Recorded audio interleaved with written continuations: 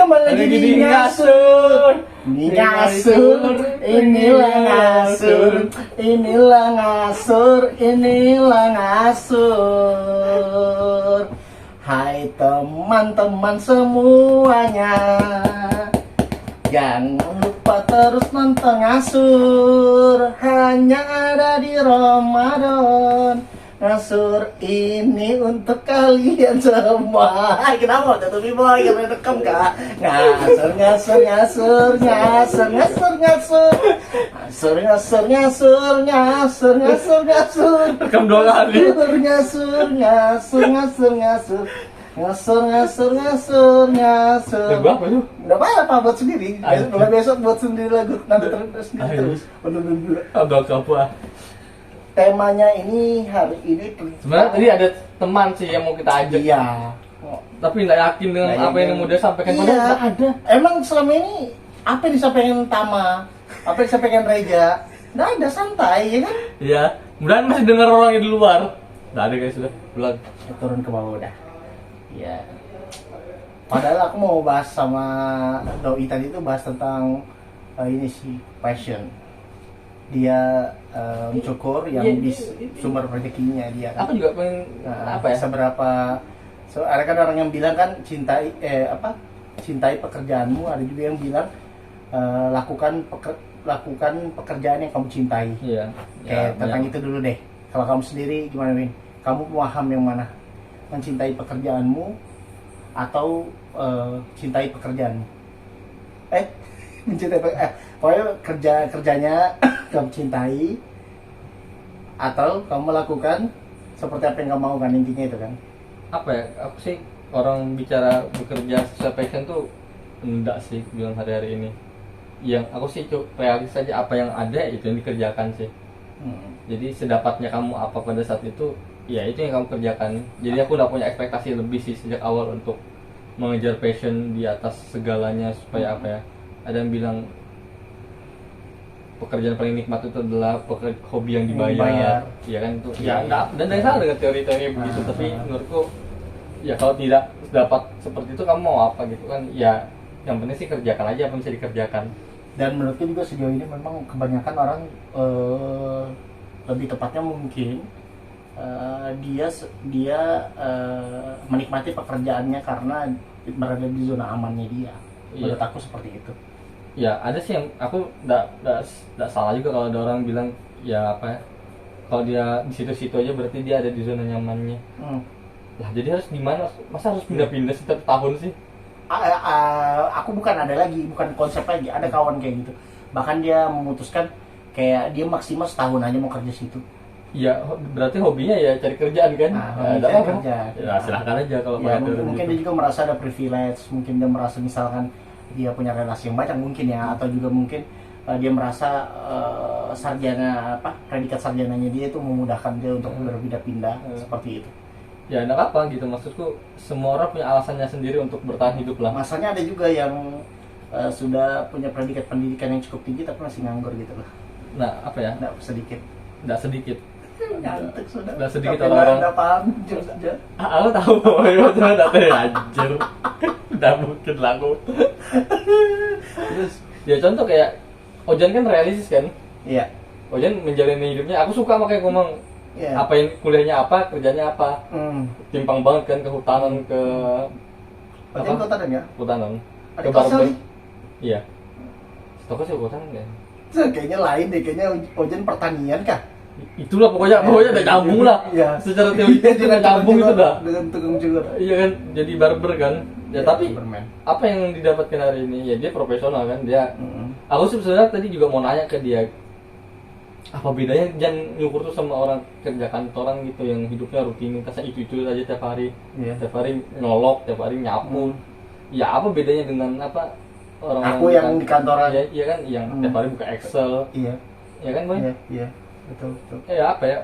Tapi kalau menurutmu pasti jawabanmu sih nggak ada masalah sih sebenarnya. Tapi aku minta perspektif yang lain aja gitu. Apa itu? Orang yang tidak kuliahnya apa, kerjanya apa tuh menurutmu gimana? Aku nggak setuju sih. Kamu ditanya kan? Iya. Aku tidak setuju karena kontra aja dulu. Iya, soalnya kayak gini. Soalnya yang pertama, kan kita itu sebagai anak harus berbakti sama orang tua. Jadi kita harus mengikuti apa yang orang tua mau gitu loh. Jadi kalau misalkan orang tua kita memilihkan kita atau mengarahkan kita untuk misalkan kuliah di kedokteran, padahal kita orangnya sosial banget, ikuti aja kemauan orang tua. Percaya suatu waktu nanti omongan orang tua itu akan terbukti bahwa benar-benar kita membutuhkan untuk menjadi seorang dokter. Tapi kita hanya membutuhkan jadi partnernya, bukan menjadi dokternya. Ya kan? Tadi gitu. Maksudnya terlepas dari tidak masalah sebenarnya. Nggak bisa juga dipaksa-paksa kontra gitu kan. Karena aku pribadi nggak jadi hal, terserah. Kalau aku selalu bilang kayak gini, kayak konsep kayak misalkan aku pernah waktu kemarin ini pengalaman juga di ngajar kan, baru dia bilang begini, Pak, bagaimana kan aku bahaskan tentang kan pokoknya udah kalau malas aja dulu, nggak usah dipaksa orang. Dia bilang nanti biar aja sampai dia merasakan dampak dari malasnya dia bagaimana. Dia bilang kayak bagaimana caranya membuat orang itu bisa jadi aku udah jelasin itu kalau konsep itu, baru dia nanya, mungkin dia karena nggak nyimak ya, dia nanya, Pak, bagaimana caranya biar orang tuh bisa menjadi rajin meskipun itu suatu hal yang dia nggak sukai.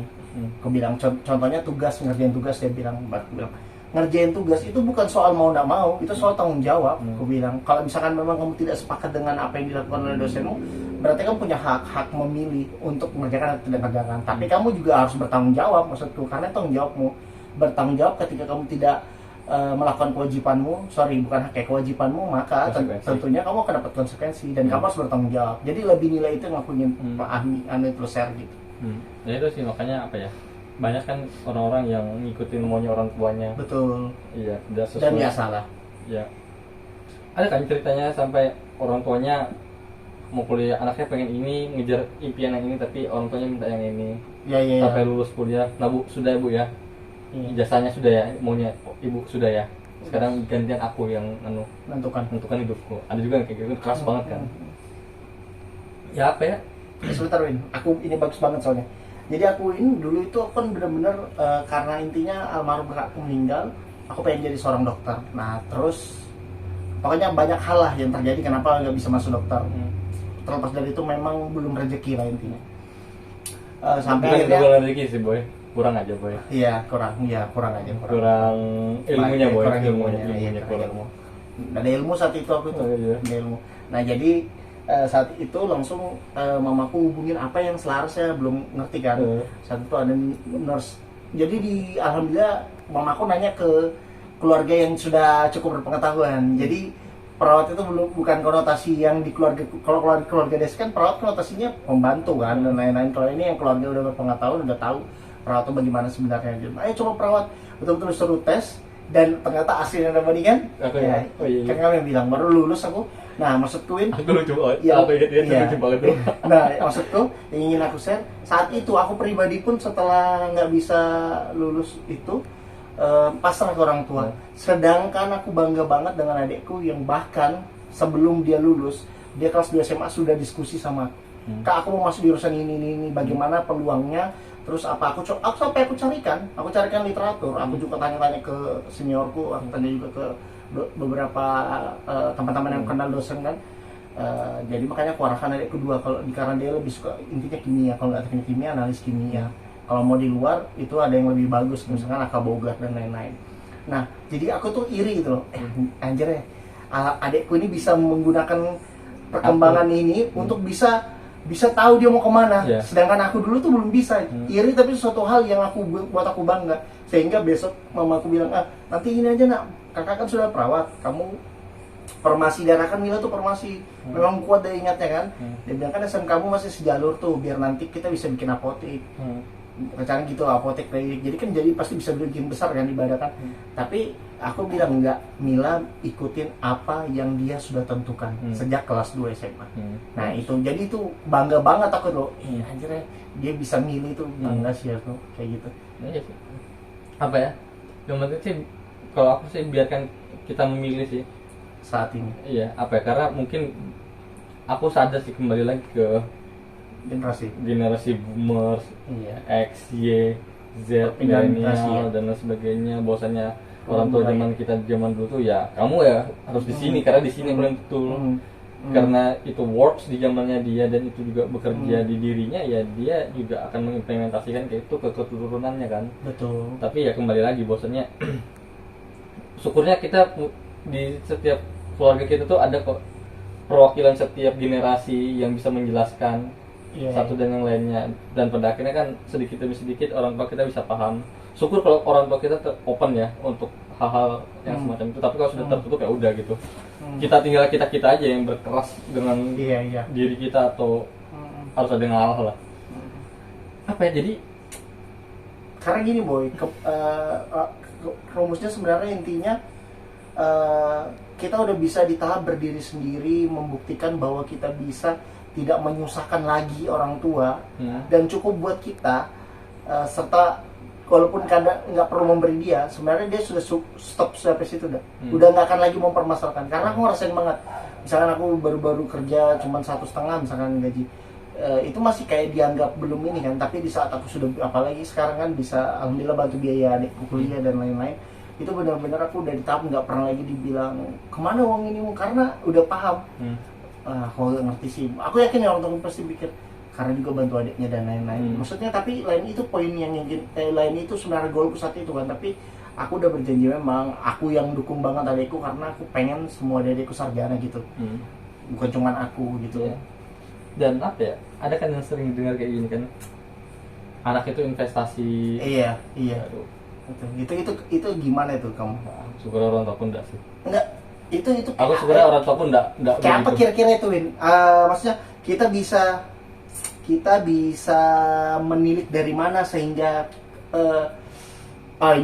ini orang tua yang mau jadikan anak ini investasi. Dari mana tolak ukur nilainya? Nah, aku belum nemu itu. Sebenarnya ada boy, tapi sangat sensitif kok mau dibahas di sini. Oh, aku gitu. sebenarnya kelihatan banget kok. Kelihatan banget ya. Kelihatan banget. Karena Ya. gini ya, bapakku sendiri memang punya cita-cita anaknya sebagai seorang sarjana. Tapi saat misalkan bapakku sekarang sudah nggak ada kerjaan, bapakku tuh pure sekarang itu nggak ada hal apapun yang dia repotin ke aku, kecuali cuma satu, setiap bulan itu aku cuma isikan pulsa. Itu tok, dan itu tok. Di awal-awal tuh aku kesalnya tuh karena beliau tuh kalau belum diisikan telepon terus, maksudnya jangan dulu telepon aku lagi kerja. Jadi sempat aku isi kan. Setelah aku pikir-pikir, hadir cuma minta isikan pulsa 50 atau 100 ribu, Wak. Aku begini gitu nah. Bayangkan kayak apa saat itu aku, pokoknya harus ini nggak bisa nih, kuliah harus gini. Padahal masih bisa jadi tempo 7 hari. Nah, hal itu yang mengubah pola pikirku, dan aku sangat yakin. Makanya aku bilang kalau aku yang betul-betul ngerasin untuk adik-adikku sendiri. Tapi bukan karena untuk investasi, untuk dia sendiri, karena aku ngerasa aku terbantukan banget dengan aku sebagai seorang sarjana. Sedikit banyaknya mungkin aku lebih dapat luas pengalaman menjadi seorang pemuda yang berpikir gitu. Gitu. Tapi aku bingung untuk menilai orang tua yang gimana ya gitu. Ya apa ya, mudahnya kayak gini deh, aku nggak 1 kali 2 kali dengar cerita secara langsung gitu ya, kayak apa ya, misalnya dari kecil dia ikut lomba boy. Ikut lomba nari, apa melukis dan lain sebagainya, menang, hadiahnya buat orang tuanya, nanti ini alasnya buat tabunganmu gitu. Setelah itu semakin dewasa, ini cerita mereka ya. Habis itu kuliah di luar, kuliah di mana, kuliah di sini sudah selesai, habis itu sudah dapat gaji, tiba-tiba suruh belanja ini. Dapat aku dah orang kayak gitu. Maksudnya beberapa. Dulu kamu loh dibayarin sampai mengungkit. Di tahap sampai mengungkit. Kalau itu aku nggak tahu ya, aku bukan orang tua ya, tapi maksudku. Iya sih, betul, kita bukan orang tua. Tapi maksudnya minimal di orang tuamu dan orang tua aku itu nggak lakukan itu. Ya sama, nggak pernah. Aku nyesel, apalagi kalau ada nyeselin kamu nggak tahu itu, karena itu ada kejadian temanku. Setelah kamu ngomong ini, sampai bilang gitu boy. Teman gitu boy, nangis laki-laki boy, kayak beban harus laki-laki kayak gitu. Stres boy. Iyalah. Dia bilang, boy masa kita ini laki-laki loh, baru masa yang ngomong bapaknya boy. Iya. Astagfirullah, jadi gimana lagi brengsek. Itu realita. Itu realita ya. Itu realita gitu. Itu realita yang ada di sekitaran kita. Iya sih, intinya betul investasi. Iya, karena apa ya? Bapakku sama ibuku kan PNS, boy. Dan masing-masing bapak mamanya. Bapak mama kan, PNS kan. Jadi dia punya uang pensiunan sendiri. Jadi ya yang siapa mau dia repotin, maksudku. Nggak ada, ya dapat aja tiap bulan kan. Tiap bulan lah maksudku. Dan apa ya, syukurnya orang tuaku nggak pernah nuntut apa-apa sih dari anak-anaknya. Dan kalau bedanya dengan aku, bedanya di aku ngerasa aku itu kan kayak istilahnya ini, sedikit aja. Aku lagi ngumpulkan niat dan beberapa waktu ntar ke depan aku memang pengen buat tulisan lagi, pengen buat buku lagi boy. Intinya goalnya adalah dulu itu aku terbebani banget sebagai anak kedua. Setelah almarhum aku meninggal, aku menjadi anak pertama, nggak mau buat aku di situ banyak berubah dan berpikir.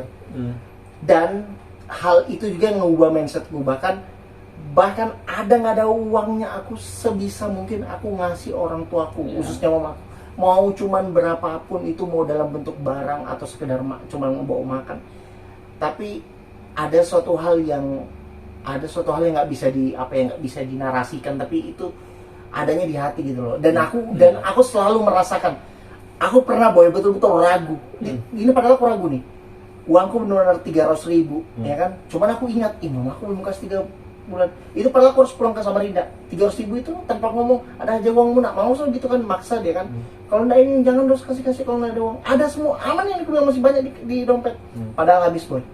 Benar-benar habis itu aku ditelepon 1 jam setelah itu sama adalah kawan. Bolehkah temani sunat? Temenin doang boy. Kembali berapa? 500.000. Jadi itu dengan aku penuh keraguan dan ketakutan, dan istilahnya mungkin istilahnya memberi tapi berpikir ya.